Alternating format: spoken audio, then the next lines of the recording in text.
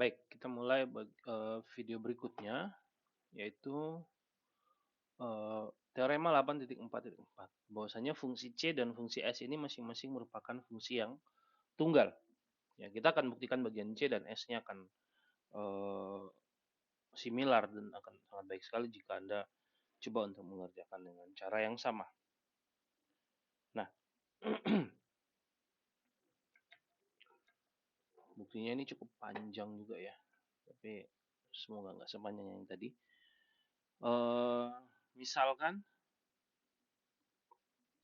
ada dua buah fungsi yang memenuhi atau dua buah fungsi C1 dan C2 ya, atau saya tulis gimana ya. Misal ada dua buah fungsi C1 dan C2, ini adalah fungsi dari real ke real yang memenuhi yang pertama CJ ya. Turunan kedua dari CJ di X sama dengan negatif CJ, dan yang kedua CJ0 bernilai 1 dan C aksen J0 bernilai 0. Tentu saja untuk J-nya itu 1 dan 2 ya.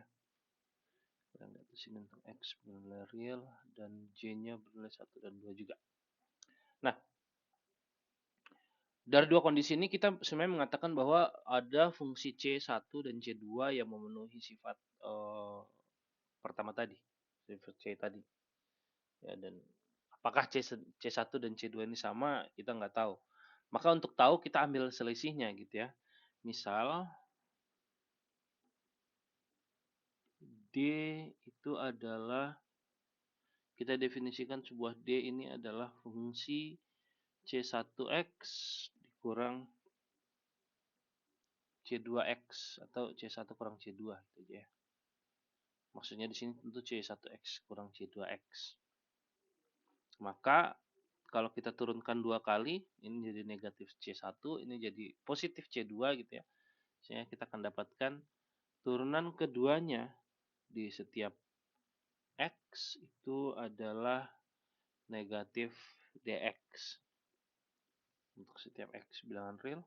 Dan lihat D0 ini 0, 0 1 1 kurang 1 0 hasilnya gitu ya. Serta turunan ke K dari X itu juga bukan X. Dari 0 di 0 itu akan bernilai 0. Ya, untuk setiap K bilangan asli. Nah, kemudian kita ambil X sembarang. Ya, kita ingin menunjukkan bahwa sebenarnya ketika C1 kurang C2 itu akan menghasilkan fungsi konstan yang bernilai 0. Atau hasilnya adalah 0. Artinya fungsi ini pasti sama. Ya. Misal diberikan sebarang X bilangan real. Dan didefinisikan, atau misal juga IX itu adalah interval yang berujung di 0 dan X. Ya, atau ini intervalnya bebas ya sebenarnya. Tutup terbatas. Ya, tutup aja lah. Seperti ini ya. Karena D adalah C1 tambah 2, kita misalkan T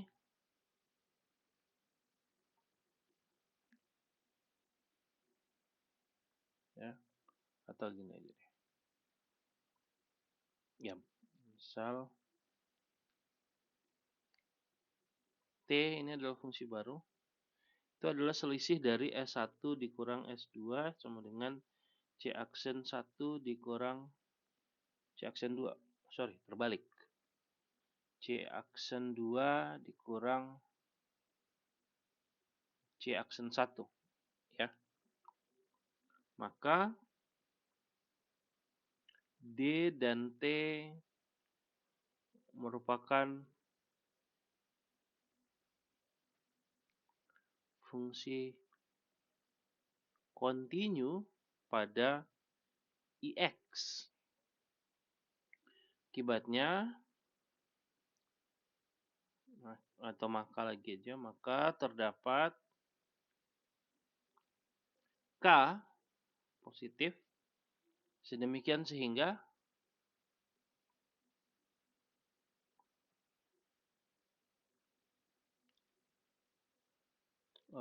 DX ini terbatas di K, ya, atau DK DT, ya, boleh. Terus di bawah aja. Terbatas di K dan TT juga terbatas di K. Ya, untuk setiap T anggota dari IX. Nah, di sini kita gunakan teorema Taylor, ya. Menurut teorema Taylor,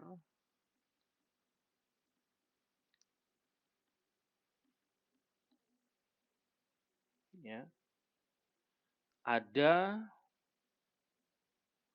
bahwa untuk setiap n, bilangnya gimana ya?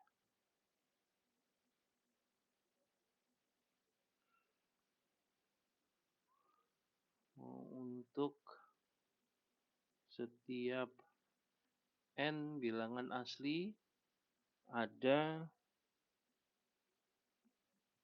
titik Cn di IX, C-nya kecil, ya. Sedemikian sehingga DX itu adalah D0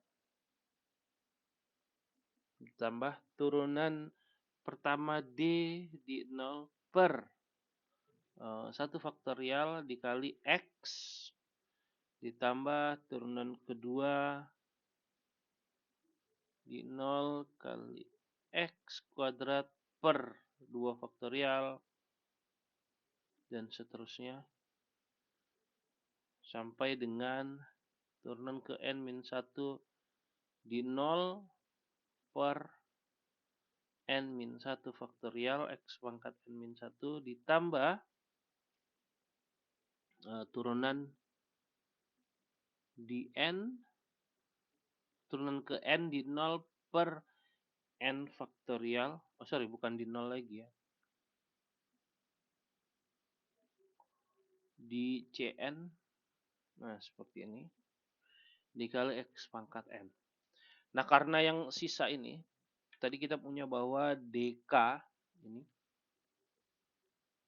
ya, kita punya ini, dia sama dengan 0, maka ini 0, 0,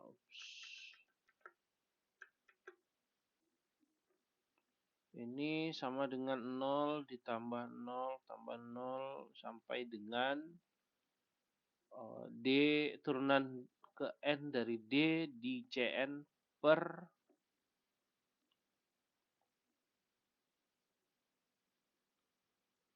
N faktorial dikali X pangkat N. Nah, seperti ini. Nah, kemudian karena kita tahu bahwa Dn, nah ini, kita tahu bahwa dt itu kurang dari sama dengan K, T itu juga kurang dari sama dengan K, maka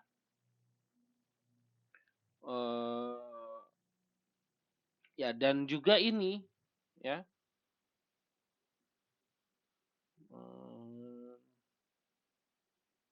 maka turunan ke N dari Cn itu mestilah salah satu dari 4 ini ya. Plus minus dari CN atau plus minus dari DCN atau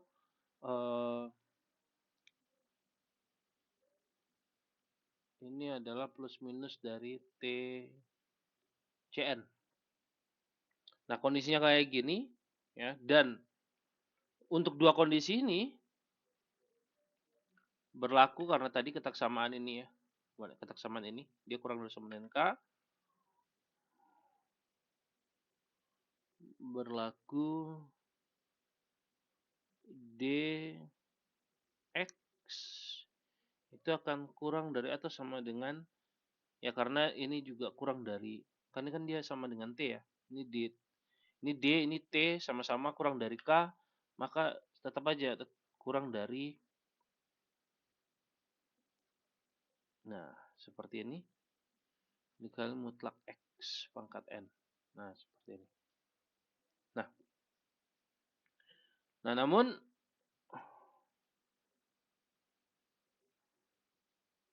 limit dari mutlak X pangkat N per N faktorial untuk N menuju tak hingga ini akan sama dengan 0. Ya, akibatnya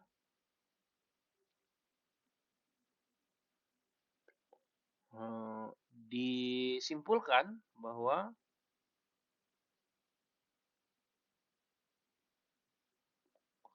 dx itu sama dengan 0. Nah, karena ini berlaku untuk setiap x, ya, karena pengambilan sembarang x bilangan real, maka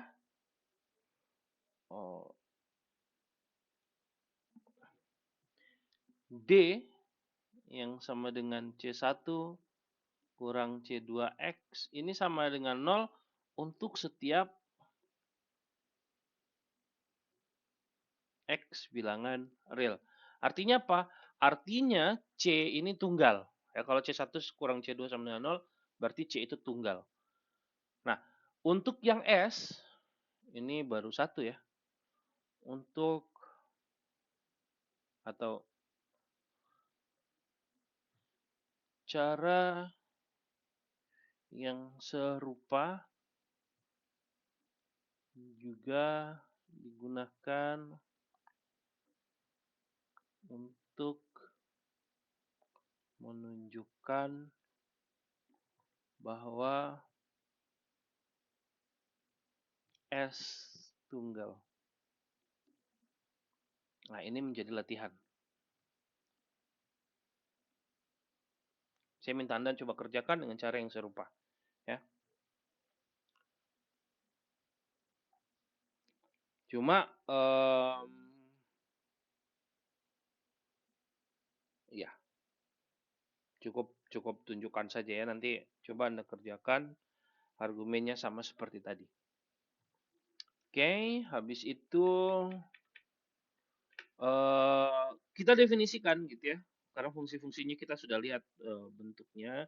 Ada, kemudian tunggal, kita bisa menamakan fungsi ini dengan nama yang lebih familiar, yaitu fungsi C ini adalah fungsi kosinus dan fungsi S itu adalah fungsi sinus, bagaimana yang tadi saya sebutkan di awal video.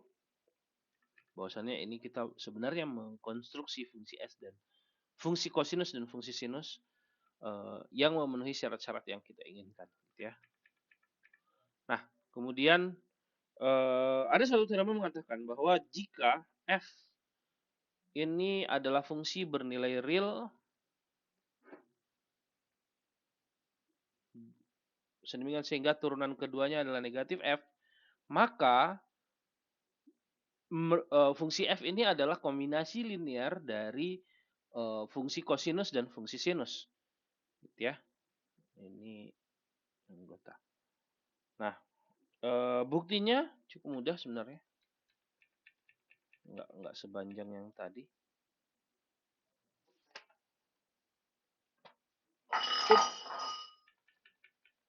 Nah, buktinya ya, kita misalkan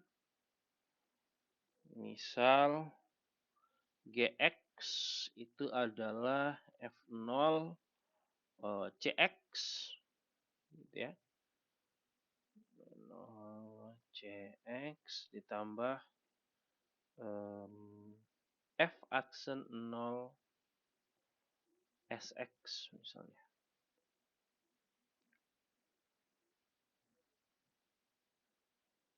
Untuk X-nya bilangan real. Nah, turunan kedua, maka turunan keduanya itu adalah negatif Gx. Kenapa? Karena turunan kedua itu adalah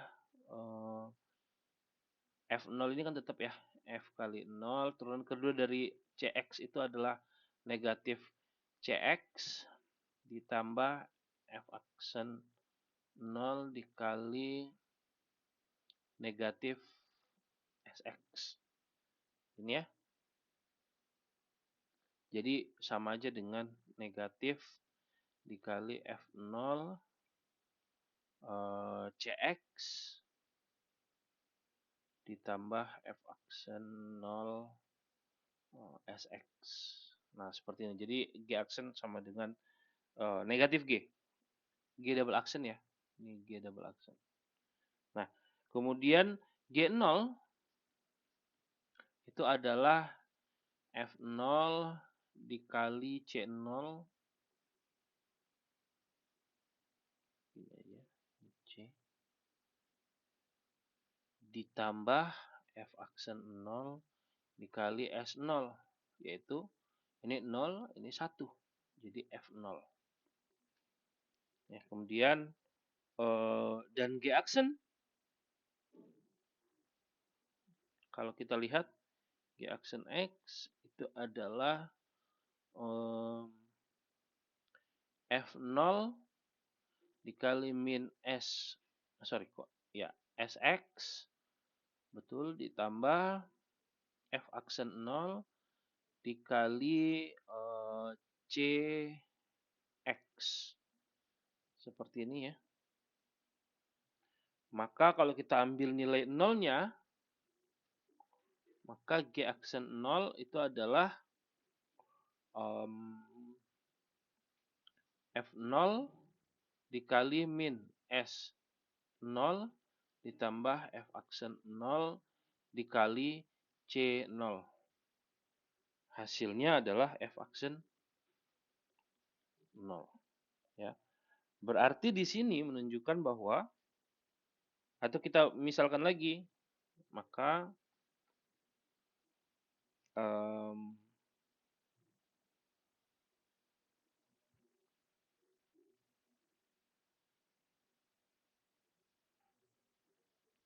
misal, kemudian misal H itu kita buat F kurang G, sedemikian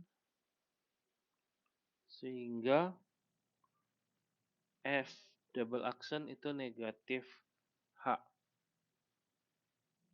ya. G double aksen, F double aksen kurang G double aksen, ya, negatif H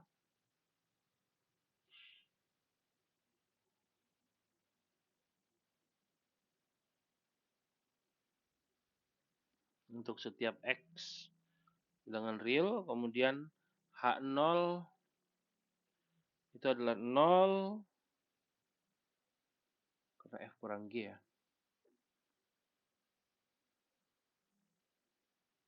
Karena F0 kurang G0 nanti ini seperti ini habis ya. Kemudian G0 kalau H aksen 0 kan ini ya. Hasilnya 0.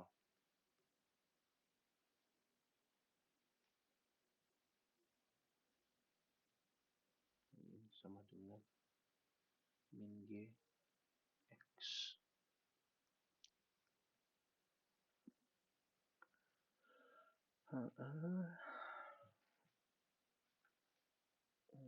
Oke.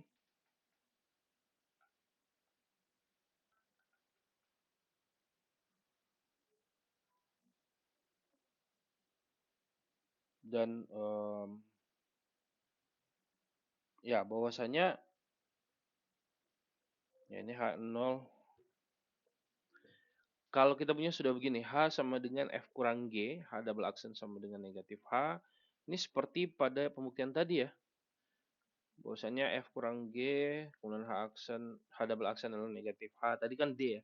D double aksen adalah negatif D, kemudian H0 sama dengan 0, H aksen 0 sama dengan 0, maka F sama dengan G. Atau Fx sama dengan Gx gitu ya.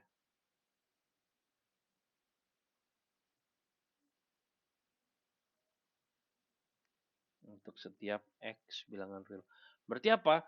Untuk setiap F double aksen yang sama dengan negatif F, kita bisa mencari apa alfa dan betanya ini ya. Alfa dan beta sedemikian sehingga pasti berlaku seperti ini. Ya, kita bisa mencari itu. Caranya ini G-nya adalah sama dengan F. Ketikkan F sama dengan F0 dikali CX ditambah F aksen 0 dikali SX. Ya, berarti bisa-bisa aja gitu ya. Nah, kurang lebih seperti itu. Kemudian teorema berikutnya ini juga sifat-sifat dari fungsi C dan fungsi S. Bahwasanya fungsi C itu adalah fungsi genap dan fungsi S itu adalah fungsi ganjil. Nah, dari bentuknya sebenarnya kita sudah bisa melihatnya ya bahwasanya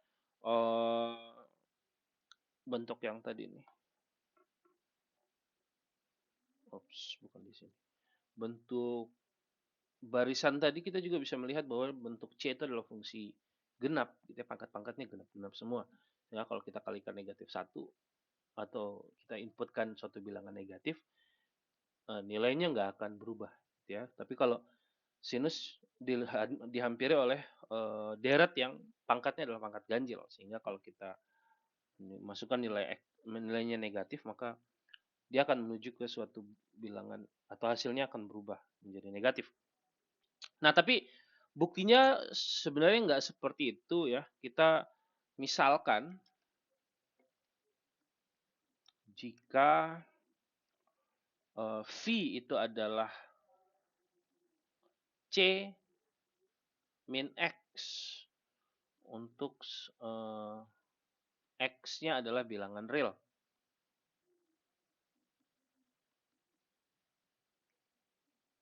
Maka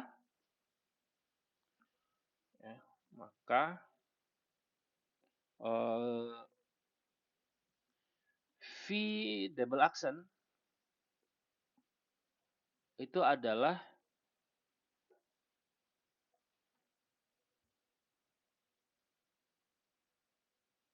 atau Vx double aksen itu adalah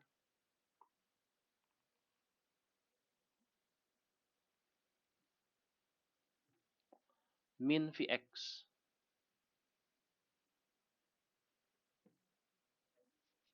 Untuk X-nya bilangan real.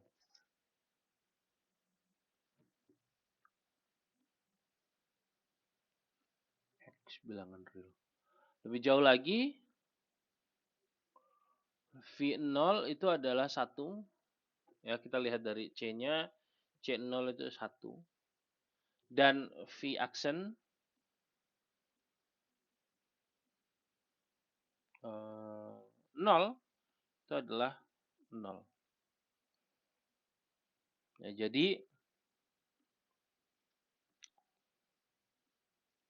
Vx itu adalah C atau V adalah C. Yang kita dapatkan akhirnya adalah V adalah C. Akibatnya apa? Akibatnya C min X sama dengan X.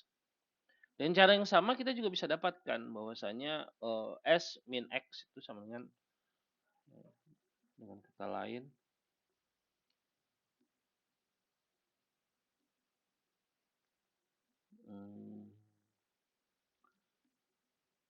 C min X itu sama dengan CX untuk bilangan real. Dengan argumen yang sama, Gitu ya, dengan cara yang serupa kita bisa dapatkan bahwa S min X itu adalah negatif sin X.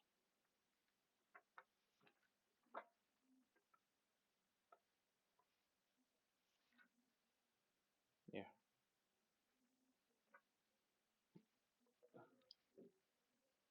Seperti itu, kemudian ya dengan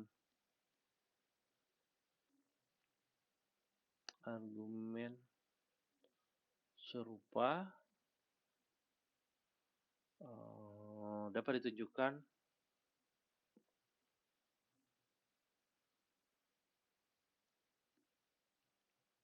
bahwa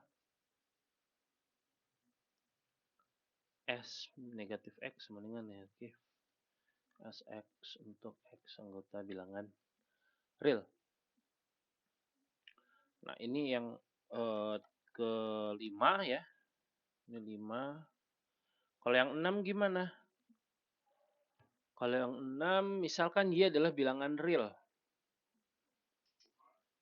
Dan Fx adalah Cx tambah Y.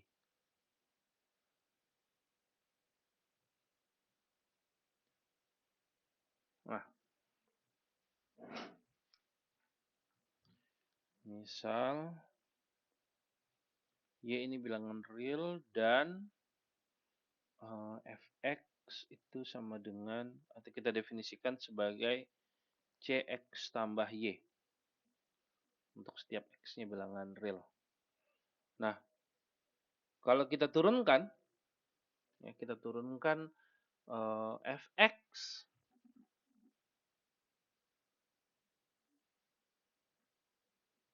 ya. Turunan Fx itu adalah min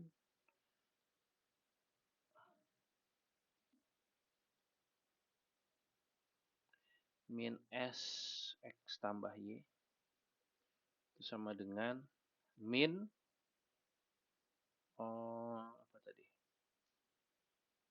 Min C X tambah Y sama dengan ya seperti ya sebentar.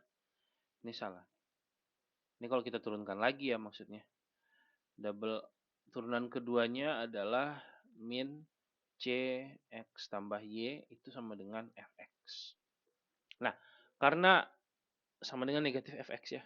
Karena turunan kedua dari F adalah negatif F, maka ini memenuhi teorema sebelumnya 8.4.6 yang mengatakan bahwa kalau bentuknya seperti ini, maka kita akan ada suatu bilangan real alfa dan beta, sebenarnya sehingga Fx itu adalah kombinasi linear dari Cx dan Sx, gitu ya, dari fungsi C dan S. Berarti yang kita lakukan apa nih? Di sini, ya, menurut teorema 8.4.6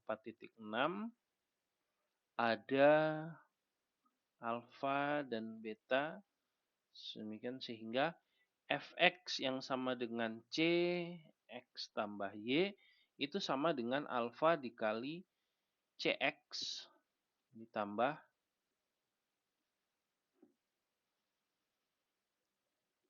alfa dikali Cx ditambah beta dikali Sx.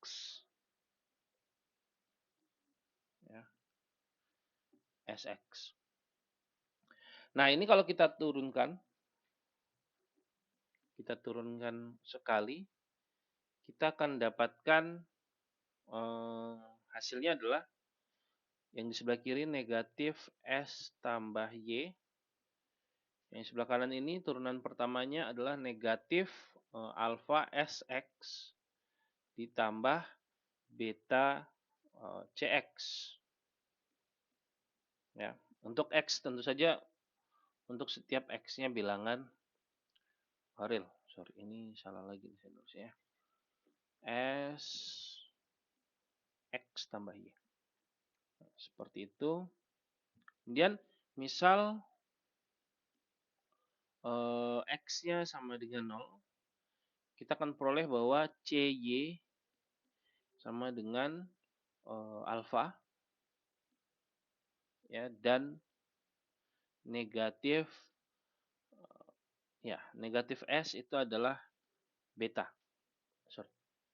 Negatif SY itu adalah beta.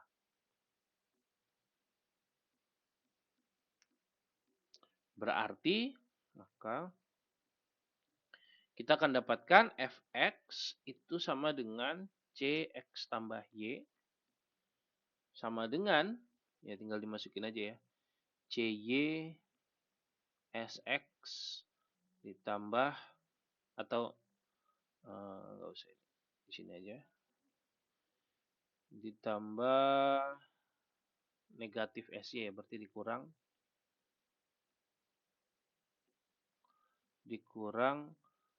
sx. Bentar, saya salah nulis ya,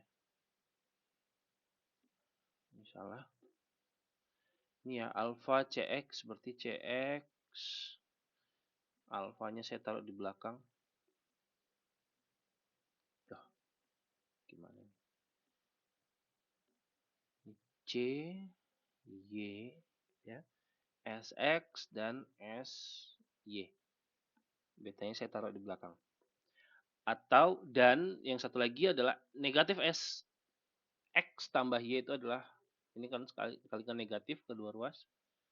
Jadi saya punya SX tambah Y itu adalah betanya duluan berarti ya. Ini menjadi negatif. Sorry, ini duluan ya. Ini duluan, ini jadi positif.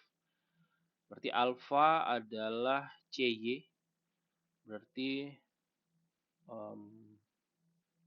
ya SX CY dikurang negatif gitu ya. Jadi positif ditambah CX SY. Ya.